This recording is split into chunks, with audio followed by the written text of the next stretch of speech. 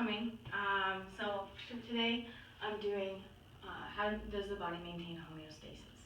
Basically, like if you shiver or if you feel cold or you're sweating, that's kind of what homeostasis is.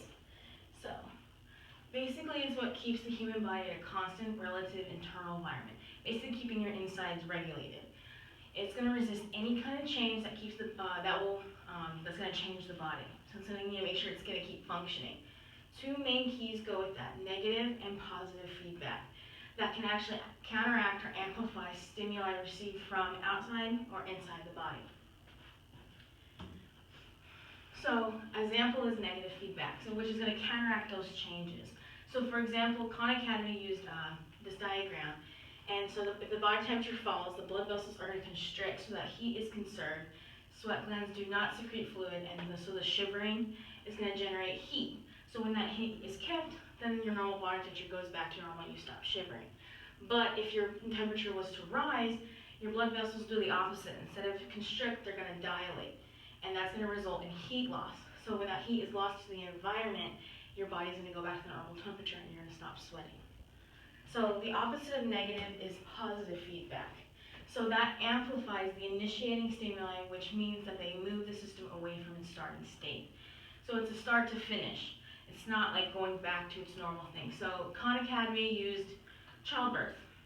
So basically when the baby's ready, or getting close to, the nerve impulses from the cervix are transmitted to the brain. Then the brain stimulates from the pituitary gland to secrete oxytocin, which is actually a hormone that stimulates contractions to help push the baby out of the cervix. So as soon as that happens, and when the oxytocin stimulates the uterine contractions, then the baby comes out. So positive feedback can also be when you have a disease like diabetes, any kind of toxin in your system, anything that brings your body out of its normal balance. Okay, so what are some examples of homeostasis?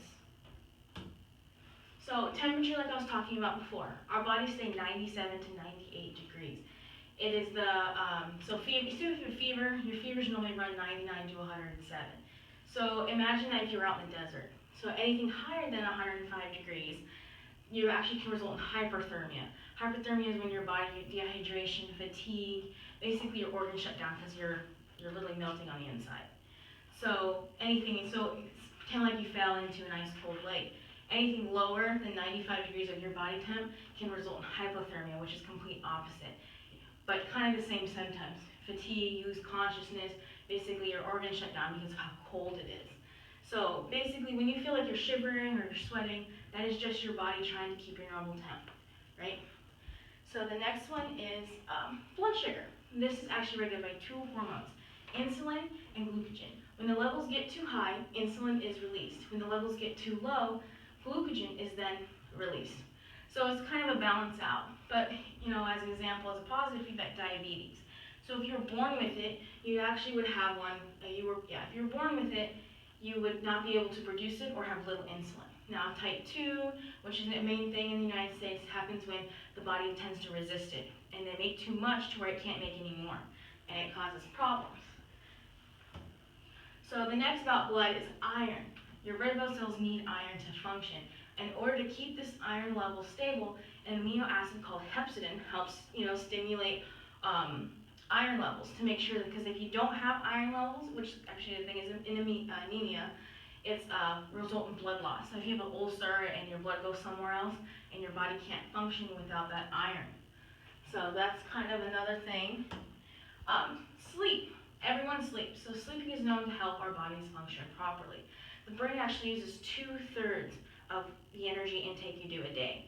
So come to find out that ATP, which is used in energy, adenosine is a byproduct of ATP, which can actually build up the brain.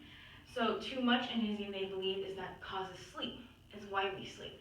So when you doze off during that, your sleep, the brain replaces the adenosine with new glycogen, which releases glucose. So after that, it helps when you wake up in the morning, you feel more rejuvenated, you're not tired. Kind of an example of positive feedback would be sleep deprivation, fatigue, you start seeing things if you haven't slept in a day or maybe even weeks. So, going over everything, negative feedback is the main key to homeostasis. That's what you want your body at. Your temperature, your blood sugar, your sleep, iron, calcium intake, anything that helps your body regulate is really good. Positive feedback can actually push the body out of its bound.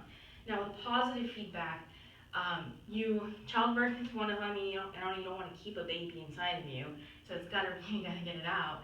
But diseases are a main cause of positive feedback, even death. I mean, especially if hypothermia gets to you, that positive feedback takes over instead of the negative.